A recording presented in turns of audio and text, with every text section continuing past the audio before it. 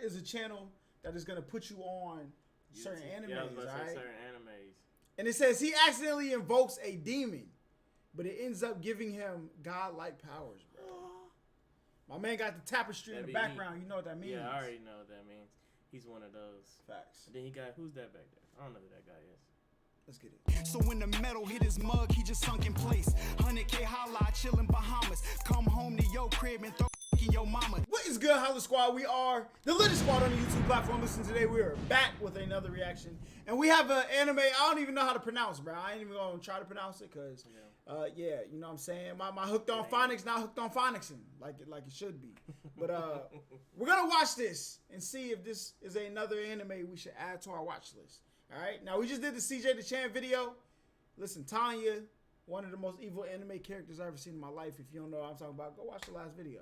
But let's get it. The story begins with our main protagonist, called Chang Tian, who is just a normal college student that still lives with his mom and dad. He is studying to become an anime major and his life is pretty ordinary. He doesn't have a lot of hobbies, but most of his days are spent in his room studying sinology, an academic study that is focused on Chinese history and arts. Okay. His father is a very famous scholar of sinology. Because of his father, Chang has been fascinated with sinology since he was a child, but his approach is very different from his father's conservative ways. As the family sits down for lunch, Chang's father calls him out as the neighbors have complained that Chang uses sinology to read their fortune and sell them items. His father disapproves of his son using this academic art by reading palms and telling fortune. Afterwards, Chang is angry at his father for constantly criticizing him, so he decides to find a sinology bookstore nearby and prove to his father that his methods are correct. He finds one bookstore online and goes to visit it. When he enters the bookstore, he finds it to be very old and empty, and after a while, he finds a specific book with ancient Chinese symbols. Chang then suddenly hears strange voices and runs out of the bookstore with his new book.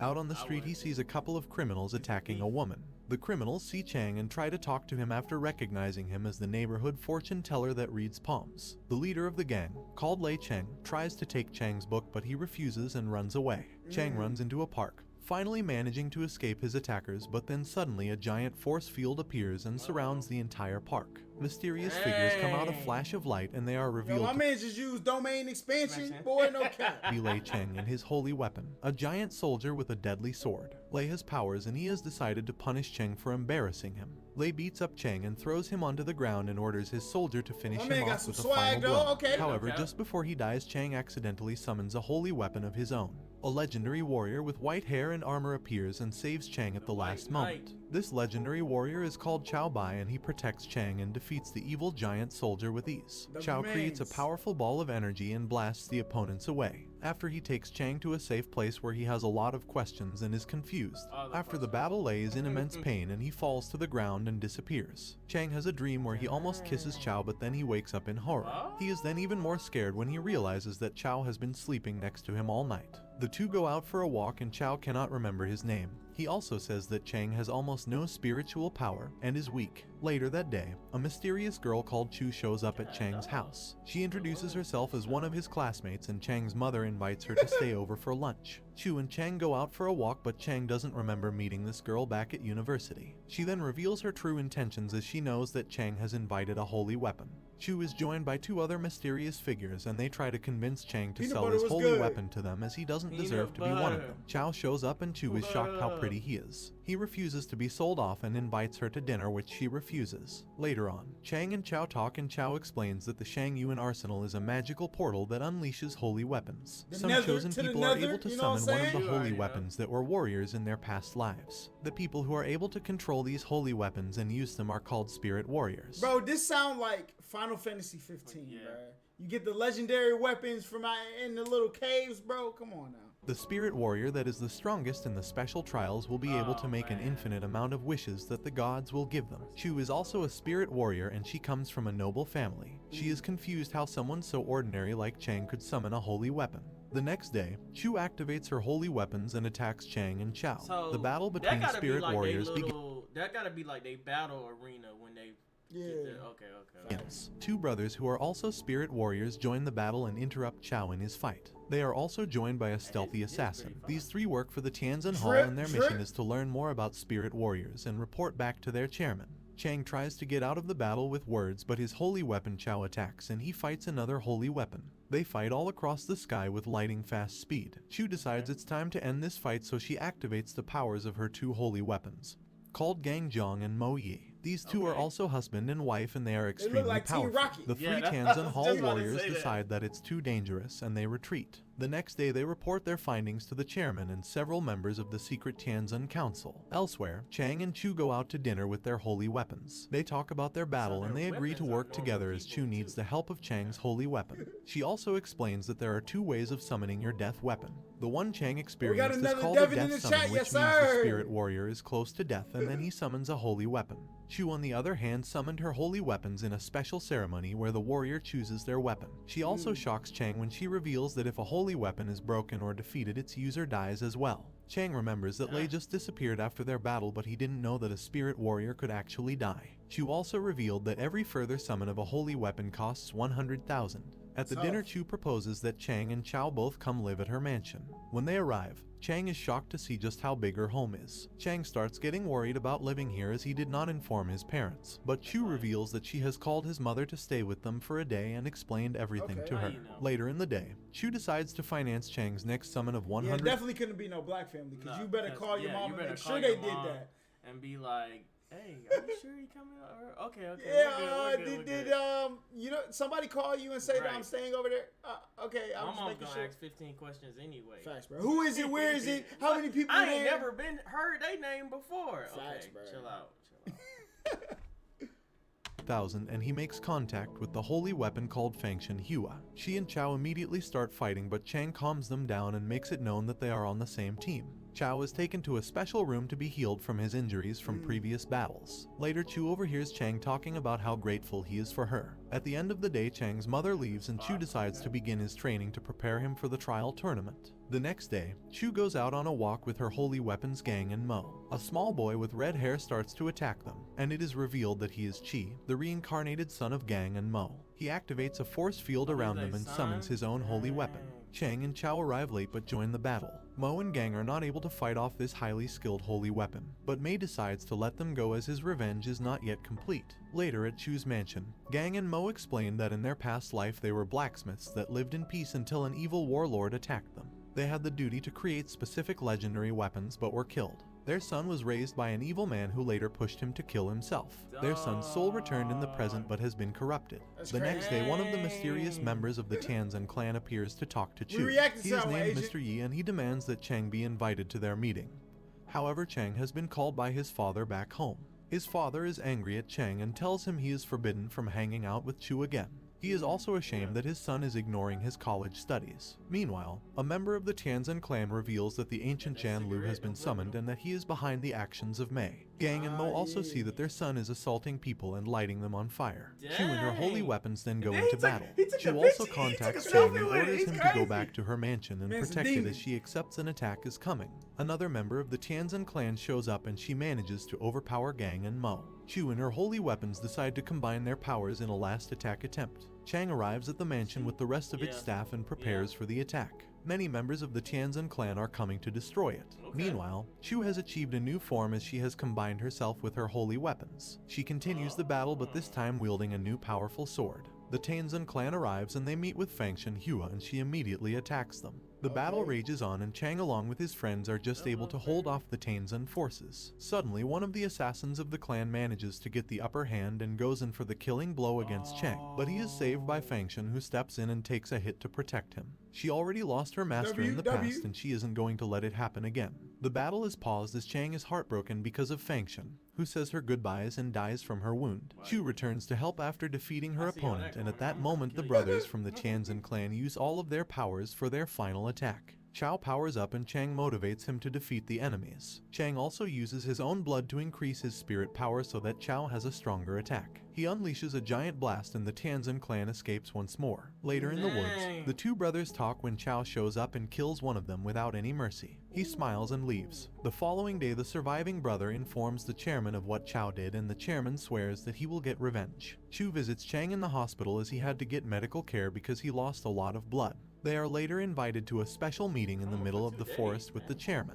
Chu and Chang arrive and the chairman shows up with the surviving brother. The chairman demands that Chang invites his holy weapon. Chao shows up and the chairman is revealed to be Jan Lu. He wants to avenge his fallen comrades, so he initiates a battle with Chao. Jan has such immense power and speed that Chao can't keep up. Jan also uses a special time travel power that prevents him from being hurt. Chang is still holding the Spear of the Light Station and he starts to realize something is not right. Chao finally gets the upper hand in battle, and that is when Mr. Yi shows up from the shadows and attacks Chang. At that moment, Chang combines himself with Fang Shen's powers and achieves a stronger form. This also brings Fang Shen back to life once more. It is then revealed that Mr. Yi has been attacking Spirit Warriors, and he was the one behind the Tanzan clan attack at the mansion. Janlu never gave those orders. Also, in a shocking twist, Mr. Yi actually murdered one of the brothers, but he used his shape-shifting powers to pretend to be Chao. Then out of a portal, Chi shows up and then Mr. Yi escapes the battle. Gang and Mo try to stop their son Chi from going down this evil path, but he refuses to listen. And his holy weapon called Takesu is willing to do anything just to defeat its enemies. Janlu apologizes to Chao for falsely accusing him and gives him a special memory shard. This shard unlocks Chao's powers and he remembers someone in the past telling him that joint look like the spirit realm from the freaking Avatar. No. No, that one. I mean, it looked like that too. It does look like one from the soul realm. Oh. From Infinity War. Yeah, that he must protect people. Chi and Takesu unleash a giant black hole and it transports Chang along with his friends to the Takesu zone, where Chi and Takesu combine themselves and achieve a new evil form. Chu explains that Chi's soul must have been combined with the evil lord that is controlling him. Chang finally has enough spirit power and he and Chao achieve a full harmony transformation. This new form now manages to defeat Chi and releases him from the evil lord. Elsewhere, it seems that a cloaked Mr. Yi has done something to Chang's mother. Chu gets a phone call that something has happened to Chang's mother and he rushes back home. He finds his mother barely awake and she tells him that he must save his father. Later, his mother is taken to the hospital and isn't waking up. Chang is angry and knows that he had something to do with it. Chao becomes cruel and says none of this matters and the only goal should be hunting Yi. Chang gets angry and tells Chao that he is just a puppet without emotions. Later, Chao goes out drinking with Jan Lu and the two connect. Chang is angry and worried about his parents. After a couple of hours, Chao shows up and he sees Chang. He apologizes and tells Chang that a family tragedy is always hard to deal with. The two make up and promise to help each other and to defeat Yi. On the other hand, Chao starts to remember parts of his past, like when he was the holy weapon of Tei, the last emperor. Tei was the great leader of the spirit group and protector of the world. When 10 legendary beasts arrived from a magical gate and wreaked havoc around the world, Tei and Chao fought them in endless battles. However, one day Tei used all his powers to close the gate, but he died and Chao was shattered into pieces. Back in the present, we see that Jan Lu and Chu have gathered information about Yi and his location. Chang and his group of friends all go down a labyrinth of caves underground, where Yi suddenly shows up as a hologram and shows Chang's father in chains. Yi demands that Chang goes alone through the portal so that they can talk. Chang enters the portal and arrives to see Yi. He reveals to Chang that every 1,000 years a monstrous beast arrives to destroy the world, and if they join forces they can defeat and absorb the beast's powers. Chao finally arrives and slashes Yi Hui's mask. It is revealed that Yi looks almost identical to Chao and that once they were both part of the same holy weapon.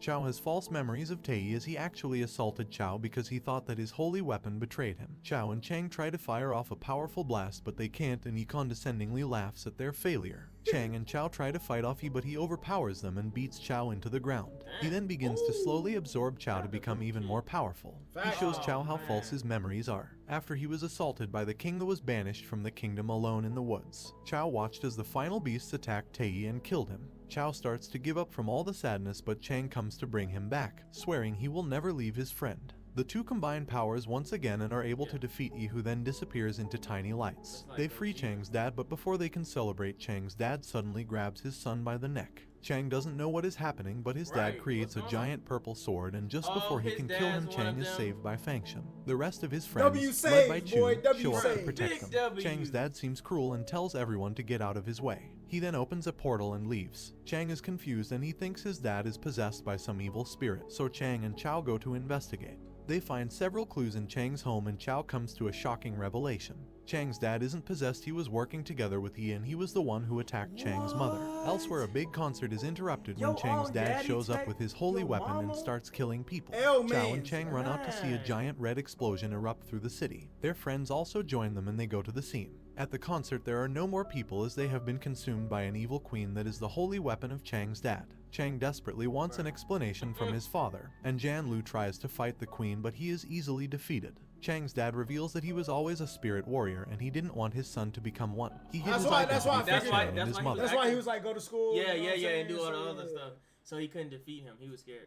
His goal was always to be the one to obtain Chao and to defeat the beasts and rule the world. It is also discovered that his plans were ruined when his son summoned Chao. It is then revealed that Chang is actually a reincarnation of Tei himself. Chang's dad combines his powers with the evil queen and begins to open the closed gate that holds the beasts. Chang, with the help of his friends, finds the power to fight his father in the final battle. They are evenly matched until Chang achieves a new form, and this is when his father is defeated. Facts, he says get him goodbye outta to him here. and tells him that he has finally grown up. Afterwards, Chang and Chao close the gate and start their new adventures. And this brings the anime to an end. Don't forget to like and subscribe if you enjoyed, and turn on the notification bell so you never miss out on another video. Until next time, take care. Bro. I ain't gonna cap. That's a good little. Yeah. Bro, any cat be putting you on some fire Yeah, animes. that was pretty fire. I mean, my dad kind of hurt. Yeah, listen. Kind of hurt. Daddy-o, you gotta go. You know what I'm saying? Yeah. You getting the Mink Meat 3000s. Once your dad minks your mom, it's OVO for him. Yeah, unless your dad is Yujiro and you're done. All right? Go watch Baki, my boy. But listen, go ahead. What was you about to say? No, I'm saying I was agreeing with you because that's. Yeah. But listen, y'all like, comment, subscribe, all that great stuff. Head over to his link. I will link that down below. You know what I'm saying? We'll be back with some more collabs. But until the next time we see y'all, peace. Who said we ain't bout it? Test the gang and you'll get touched. She ride it, Kawasaki, roll my blunts and keep it quiet. Money is the motive, so we keep it on our mind. You'll get put in the stretcher, yellow tape, so please don't try.